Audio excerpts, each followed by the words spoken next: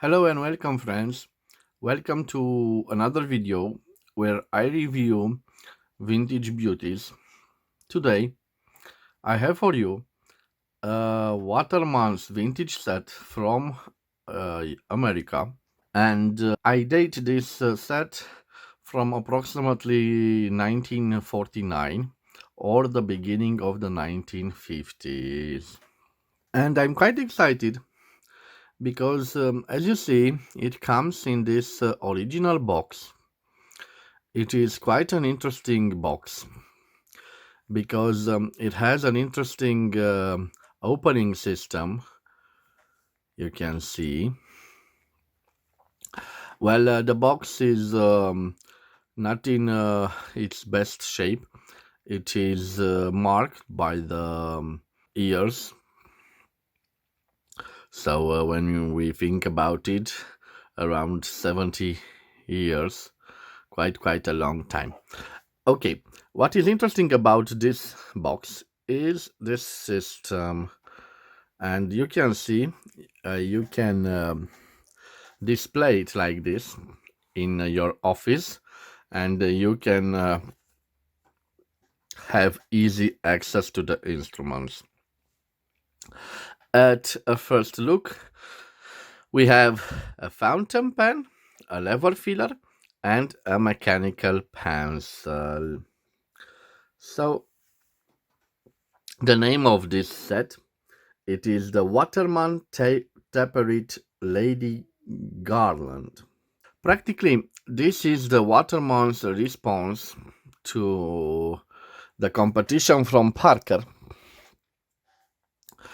And I am talking about the famous Parker 51. So, the famous Parker 51 had an innovative design, and it came with this hooded nib. So, in 1945, Waterman introduced the Taperite models to adapt to the new market trend of covered nibs. And they came out with this nib. And you can see, if I compare it with the Parker 51, it is a semi-hooded nib. This is a hooded nib. And of course, this Parker 51 is a later model from, indeed, from the 50s, but with the aromatic filling mechanism. This has the old lever filling mechanism. But the trend of the Taperite was to incorporate this nib. And they called this nib a semi-hooded nib. Okay, let's leave the Parker 51 aside.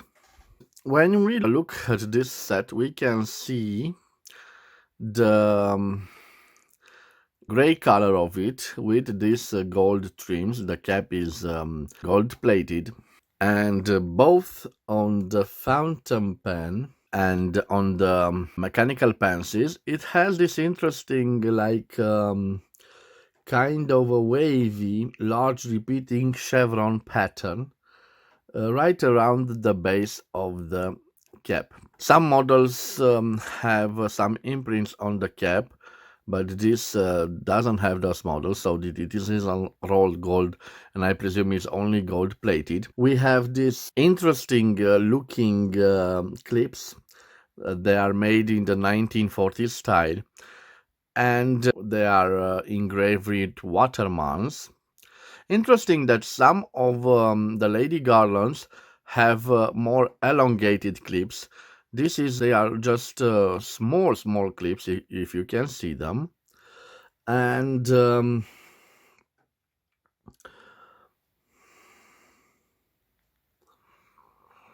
Waterman, at the beginning of the 1950s, for the Taperite models, adopted a series of names according to different variants and depending on their finishes. And this finish, it is called Lady Garland. You must know that these fountain pens were are quite rare because they were produced only between only from the beginning of the 1949 till the mid 1950s. So approximately for 5 or 6 year period. Let us start analyzing. Um, we will start analyzing the fountain pen and then the mechanical pencil. But till then, I forgot about this really nice instruction papers, all original, to get the best results for waterman pens and pencils. And I will try to read them all. Your waterman pencil, how to use it. Your waterman's pencil will give you years of writing pleasure, but only if cared for properly. To reload your pencil, hold barrel firmly while you turn cap to the right until the metal plunger appears. This removes any lead so that a new lead may be inserted. Then turn cap to the left and insert new lead with a slight firm push. Continue turning cap to the left until lead is the proper writing length. Study this diagram. So, it starts with the cap. It shows the main parts of your waterman's pencil. New lead and eraser may be obtained at better stores. Remember, always buy waterman leads and erasers. If your pencil needs attention, send it to a reliable man or a repairman or return it to Waterman's. Okay. On the back, we have Waterman's ideal fountain pen, and I believe there are some addresses of the factories. One is in New York. No, one is in New York. A service is also in New York. One in Chicago. One in Boston. One in San Francisco. In Montreal, Canada. In London and in Paris, France. Waterman's the best thing for all writing. Let me show you the leaflet. How to fill Waterman pens. Waterman's Taperite pens, and some standard models have lock clip caps, which cannot come loose in your pocket. To remove cap, simply pull straight off. To replace cap, push straight on. Always use Waterman's genuine ink. One hand is enough to remove or replace a cap in a jiffy. So, what can I tell you guys? I love when I get my pens with original box. And by the way, this is quite a rare box with this system. It is a rare box. And I think this is a rare leaflet. Also from the late 1940s and the beginning of the 1950s. Let's leave it aside here. And let's check out the fountain pen. On the barrel, we have thermically imprinted Watermans made in USA. The cap, it is friction fit, and I believe this ring here has a role in securing the cap. I love the beautiful pattern, and let's give it a zoom to show you how beautiful it is when you roll it in your hand. Quite a nice cap, and here it's not a jewel, but it has a different finish. So this is not gold plated. Quite an interesting thing, and you got to love this 1940s style clip. We have a lever filler, and I believe mine was properly fitted with a new sack.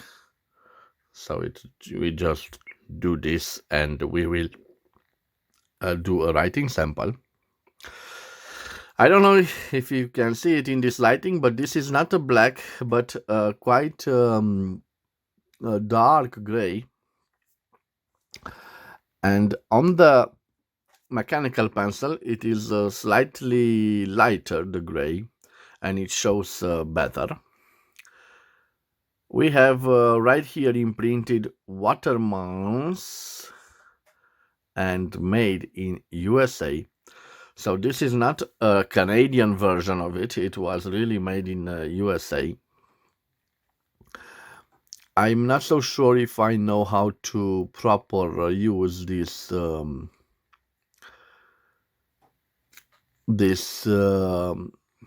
pen.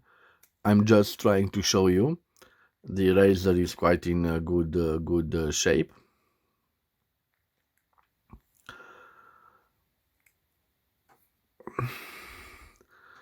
And this is the other part. I'm not so sure that it's supposed to do this way. I'm not an expert in mechanical pencils. Maybe you can help me. Maybe it is damaged. I don't know. But I tend to, and I think by rotating this, you could get it outside.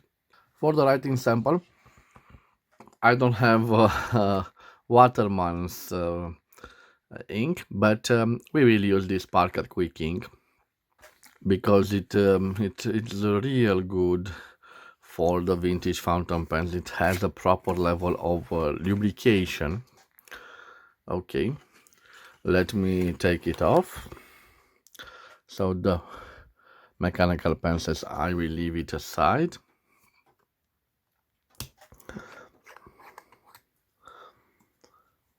Well, how to fill a lever filler? So you simply insert it in ink, and then you release this lever filler, and there are some bubbles, and you repeat the same procedure once again and once again till there are no more bubbles. Okay, I believe it is okay. Let me clean it up. Okay, it cleans quite nice. I will put it here. Remember, guys, close your ink bottle after you use it. And now I am ready for the writing sample, but let me give you a little zoom to have a perspective on it. So this is a Waterman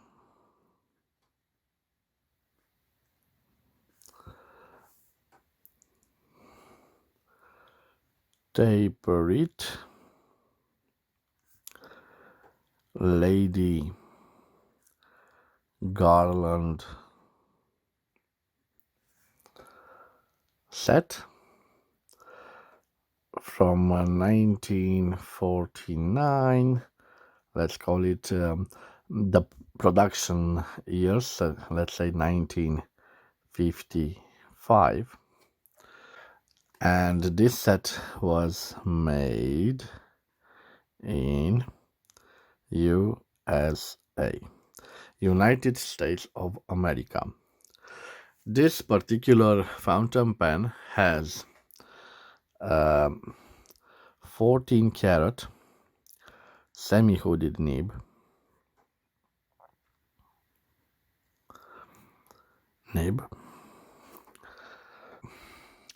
let's check out how juicy it is. It's not such a juicy nib. Let's check out the line variations. No flex to it. And let's check out also the pressure. So this is without pressure, and we have pressure here.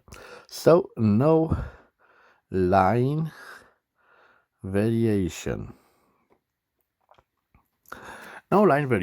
But I can certainly tell you that we have a decent writer. No problems with the feedback. It doesn't scratch. So I'm quite pleased with this